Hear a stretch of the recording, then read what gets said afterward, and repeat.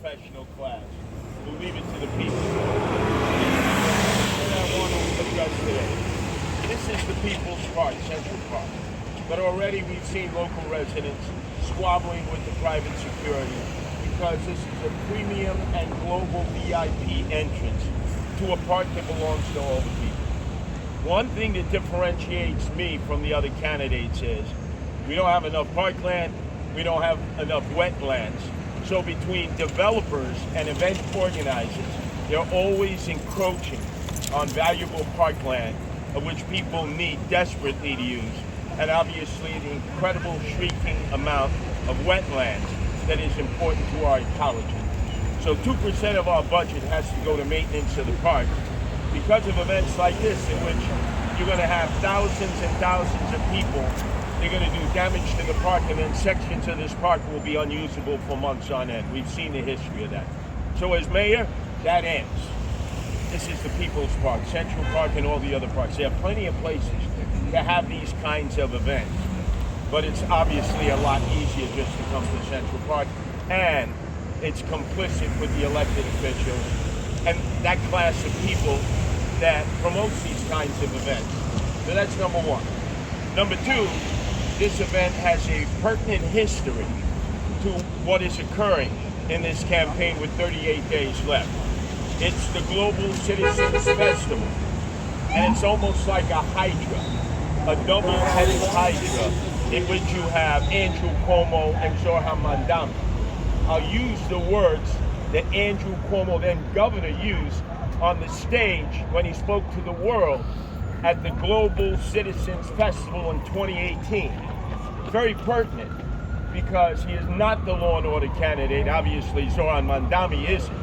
But this solidifies that they actually are in agreement with promoting more activity that will lead to more criminality. These are the words of then Governor Andrew Cuomo. A cash bail system violates justice. They share both that, Zoran Mandami and Andrew Cuomo, to this day. Cuomo has doubled down on this in the primary. Rikers Island has to be closed. It has to be closed now. That was in 2018. Both Cuomo and Zoran Mandami believe that Rikers Island should be closed. Now, can you have imagined if Governor Cuomo had his way and they closed Rikers Island in 2018, where would they have housed the inmates? Nowhere. There were no community jails being built. They would have just been released into the streets. And just last week, while Governor Cuomo was at a business council meeting of the Chamber of Commerce, he said, quote, Rikers should have been closed a decade ago. And he led this movement. He and Preet Bharara, the U.S. Attorney for the Southern District, urged the closing of Rikers Island. I, unlike Zoran Mandami and Cuomo, believe that Rikers Island must stay open. And there are units that are now empty that can be rehabbed to house more inmates so these dangerous individuals can be kept off the streets. And more importantly, we can take those who have mental health issues and create a mental health ward where their particular problems can be dealt with while they have to stay in jail until either they fulfill a sentence of a year or less. That's where you go. You don't go upstate if you're given a sentence of a year or less, or if finally they're able to make their bail qualifications. That's the Curtis Sliwa plan, law and order plan. The turn them loose criminal plan is shared by Cuomo and Zoran Mandami. And then Cuomo reiterated on that stage of the Global Citizens Festival in 2018, if we're going to end the cash bail system once and for all, we're going to do it in New York, and we're going to do it this year. Bail reform will be the law in 2019. And he signed that into law. Now, Cuomo and Zoran Mandami share that position. I'm totally opposed to it. I'm the law and order candidate. They're the turn the loose criminal candidate. And then finally, the sanctimonious hypocrite that former Governor Andrew Cuomo is. And I exempt Zoran Mandami from this. He is not at all guilty of this. But the hypocrisy, if you look at the audio tape, in addition, while Governor Cuomo had a worldwide audience for the global concert.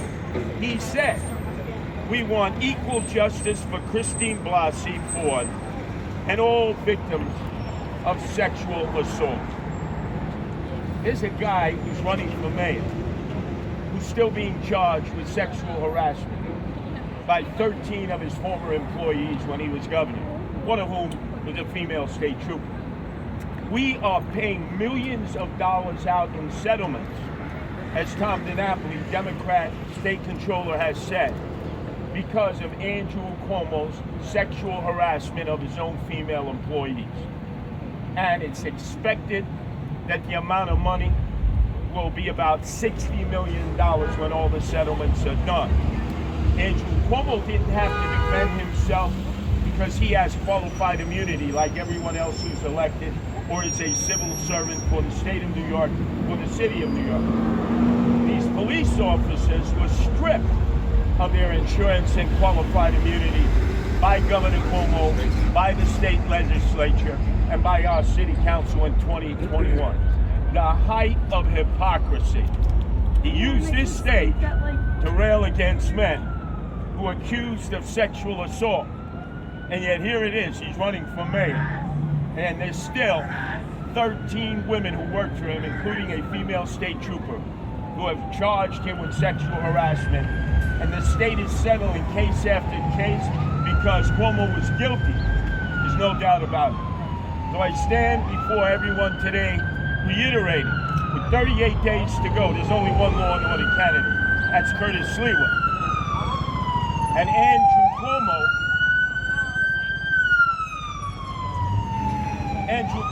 who says he's the alternative to Zohar Mandami, not when it comes to public safety, hiring cops, quality of life issues, and protecting women. That's for sure.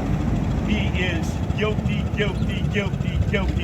of being the pro-turn of loose criminal mayor, who obviously took that to City Hall. And I'm standing in the way of him and Zohar Mandami from doing it. Any questions? Yeah, I'd like to ask, Mayor, what would you address first?